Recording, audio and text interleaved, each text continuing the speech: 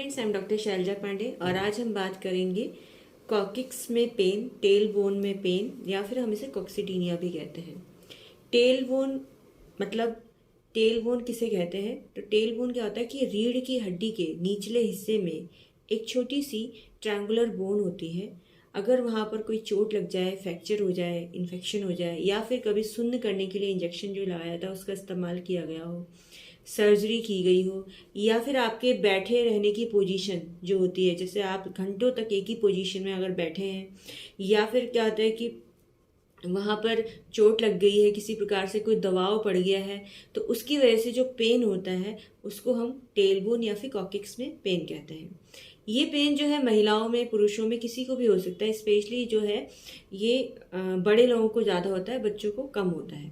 ठीक है, जो लोग घंटों तक कंप्यूटर पे बैठे रहते हैं या फिर साइकिलिंग कर ली, जिसकी वजह से खिंचाव हो गया, वहाँ पर बहुत ज़्यादा साइकिलिंग, तैराक जो लोग होते हैं स्विमिंग करते हैं या फिर कहीं वहाँ पे झटका लग गया है, तो उसकी वजह से पेन होने की वजह से कई बार असहनीय दर्द भी हो जाता है और कभी कभी हल्का हल्का दर्द भी रहता है। तो उसकी वजह से क्या होता है कि लाइफ स्टाइल में काफ़ी जो है अनकंफर्टेबिलिटी आ जाती है, क्योंकि बैठने उठने में, झुकने में पेशेंट को जो है परेशानी होने लग जाती है। अब कॉक्सीडीनिया की बात की थी, तो कॉक्सीडीनिया क्या होता है, जैसे कॉकिक्स मतलब टेलबोन और डायनिया मतलब दर्द। ठीक है, तो जो कॉकिक्स होता है, जो टेलबोन होती है, वहाँ पर नीचे की तरफ जो है इसमें 3 से 5 तक हड्डियाँ जो होती हैं वो जुड़ी हो देती हैं। ठीक है, अब क्या होता है कि अगर वहाँ पर कोई दिक्कत हो गई है, इन्फेक्शन हो गया है, चोट लग गई है, तो उसकी वजह से जो वहाँ पे मांसपेशियाँ जुड़ती हैं, जो हड्डियाँ जुड़ती हैं, वहाँ पर दिक्कत होने लग जाती है, सूजन आ जाती है, इन्फ्लामेशन हो जाता है और जिसकी वजह से वहाँ पे बहुत ज़्यादा दर्द होने लग जाता है। जब दर्द होता है तो आपकी दैनिक दिनचर्या और जो जीवन के आपके जो वर्क हैं, डेली रूटीन वर्क हैं, वो डिस्टर्ब होने लग जाते हैं, अनकंफर्टेबिलिटी फील होने लग जाती है। अब मैंने बताया कि जी जो है सभी में हो सकता है, महिलाओं में भी हो सकता है, पुरुषों में भी हो सकता है। महिलाओं में कई बार क्या है कि जो डिलीवरी होती है, डिलीवरी के बाद भी कॉकिक्स में पेन हो जाता है, क्योंकि डिलीवरी के बाद, डिलीवरी के टाइम पे प्रेशर पड़ता है तो उसके कारण भी दर्द हो जाता है। कई लोगों को जो है अगर लॉन्ग टाइम से कॉन्स्टिपेशन चल रहा है, कब्ज की दिक्कत है, तो उनको भी जो है कॉकिक्स में पेन हो जाता है। अब इसके क्या क्या लक्षण हो सकते हैं, जैसे टेलबोन में अगर पेन हो रहा है तो आपको कम भी हो सकता है और ज़्यादा भी हो सकता है। ठीक है, इसकी वजह से आपको जो है फ्रेश होने में परेशानी हो सकती है, क्योंकि पेन ज़्यादा हो जाता है उस टाइम पे। बैठने उठने में परेशानी होगी, जैसे पीछे की तरफ झुकने में, आगे की तरफ झुकने में परेशानी होगी। इसकी वजह से आपको जो है बैक एक रह सकता है, पीठ में दर्द रह सकता है। अब इस दर्द की वजह से कई बार जो है नींद भी स्लीप डिस्टर्बेंस हो सकता है, और स्लीप डिस्टर्बेंस रहेगा तो उसकी वजह से टेंशन रहना या फिर मेंटली जो है हम अनस्टेबल जैसे रहते हैं, अवसाद जैसे हम डिप्रेसिव कंडीशन में भी आ सकते हैं। तो ये इसके सिम्टम्स होते हैं। इसका क्या कारण हो सकता है? देखिए, कारण तो जैसे मैंने बताया ही, ओवर एक्जर्शन हो गया, कोई मैकेनिकल इंजरी हो गई है तो हो गया, या फिर कॉन्स्टिपेशन बहुत टाइम से, उसकी वजह से हो सकता है, गिरने की वजह से हो सकता है। अगर आप एकदम से गिर गए हैं, कई बार क्या होता है कि हम इस पोजीशन में गिरते हैं तो बैठे बैठे गिर जाते हैं, तो उससे क्या होता है हिप रीजन में बहुत ज़्यादा प्रेशर पड़ने की वजह से वहाँ पे कॉकिक्स में, जो कॉकिक्स होता है वहाँ पर प्रेशर करने की वजह से वहाँ पे फ्रैक्चर हो सकता है, कुछ भी दिक्कत हो सकती है, तो वहाँ पे दर्द हो जाता है। कई बार वहाँ के टेंडन्स में खिंचाव आने की वजह से या घिस जाने की वजह से कॉकिक्स में पेन हो जाता है। ठीक है, इन्फेक्शन भी इसका कारण हो सकता है। ठीक है, और इसमें विटामिन की कमी, जैसे विटामिन डी या फिर कैल्शियम की कमी की वजह से भी कॉकिक्स में पेन हो जाता है। कई बार हम बहुत ज़्यादा वजन उठा लेते हैं, अतिरिक्त वजन उठा लेने की वजह से भी जो है ये पेन, कॉकिक्स में जो है पेन हो सकता है। इसके अलावा जो है बहुत गंभीर कारण भी होते हैं, मगर वो बहुत रेयर होते हैं, जैसे प्रोस्टेट कैंसर होने की वजह से भी कॉकिक्स में पेन हो सकता है। ठीक है, कोलन कैंसर होने की वजह से भी कॉकिक्स में पेन हो सकता है। तो ये बहुत रेयर कंडीशंस में होता है, बहुत ही ज़्यादा दिक्कत अगर हो गई है तब। तो उसकी वजह से क्या हो सकता है, जैसे आपके हाथों में, कमर में सुन्न हो जाएंगे, झुंझुनी हो जैसी होगी, और जब यूरिन या फिर शौच के लिए जाएंगे तो उसमें कठिनाई होगी। आपके टेल बोन के चारों ओर जो है एक ऐसा लगेगा कि वहाँ पे फ्लूइड जैसा भर गया है। तो ऐसी दिक्कतें तब होती है जब कोई ट्यूमर फॉर्मेशन हो जाता है। कई बार कॉकिक्स बोन पे ट्यूमर हो जाने की वजह से भी ऐसी दिक्कतें हो जाती हैं, मगर इसमें जो है ये कंडीशन बहुत रेयर कंडीशन में आती है। ठीक है, तो ये इसकी इससे बचने के लिए आपको क्या करना है, देखो इससे बचने के लिए क्या करना है, एक तो आपको अगर कॉकिक्स में पेन हो रहा है तो फर्स्ट ऑफ ऑल आपको घर में अगर ट्रीटमेंट करना है तो आपको क्या करना है, ठंडी या फिर गर्म वहाँ पर सिकाई करनी है।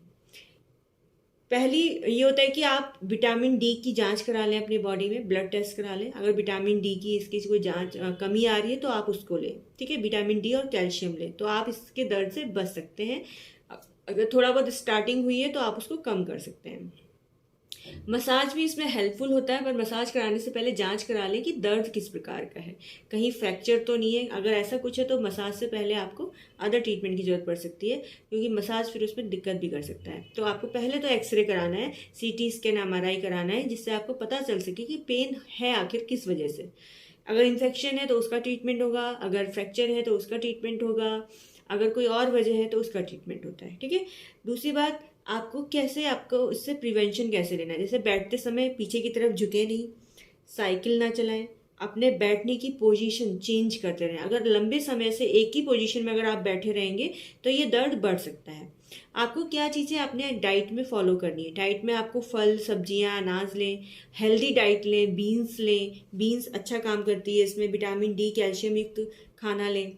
अवॉइड क्या करना है, अल्कोहल, स्मोकिंग, बहुत ज़्यादा फैटी फूड्स आपको नहीं लेने हैं। इसके अलावा जिसमें बहुत ज़्यादा कोलेस्ट्रॉल होता है, ऐसी चीज़ें आपको नहीं खानी है, ऐसी चीज़ें आपको अवॉइड करनी है।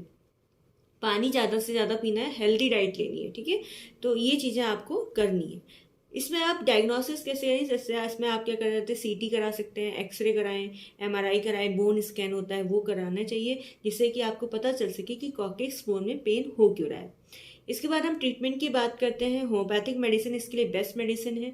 अब मैं आपको बताऊंगी कि होम्योपैथिक मेडिसिन कब लेनी चाहिए। जैसे हाइपेरिकम एक मेडिसिन है होम्योपैथी की, अगर पेशेंट को गिरने के बाद वहाँ कॉर्टेक्स बोन में पेन हो रहा है तो वहाँ पर हाइपेरिकम बहुत अच्छा वर्क करती है। आप इसको एज के अकॉर्डिंग और अकॉर्डिंग टू कंडीशन पेशेंट को दे सकते हैं। रस्टॉक्स, ओवर एक्जर्शन, अगर आपने बहुत ज़्यादा वजन उठा लिया, आपका बहुत लंबे समय तक बैठे रहने की वजह से दर्द हो रहा है, तो फिर आप रस्टॉक्स 30 या 200 यूज़ कर सकते हैं। रूटा, अगर कोई मैकेनिकल इंजरी हो गई है, बहुत लंबे समय से जिन लोगों को कॉन्स्टिपेशन रहता है या फिर गिरने की वजह से कोई इंजरी हो गई है, तो आपको रूटा बहुत अच्छा वर्क करेगी। तो रूटा भी 30 या फिर 200 में आप ले सकते हैं according to condition and symptom. Lachesis 200, continuous pain, अगर लगातार कॉर्टेक्स बोन में दर्द बना हुआ है तो आपको लेकेसिस बहुत अच्छा काम करेगी। पेट्रोलियम, अगर बहुत ज़्यादा वहाँ पे स्टिफनेस हो रही है, अकड़न जैसी हो रही है और उसकी वजह से दर्द हो रहा है, बैठने में चुभन हो रही है, तो वहाँ पर पेट्रोलियम बहुत अच्छा काम करती है।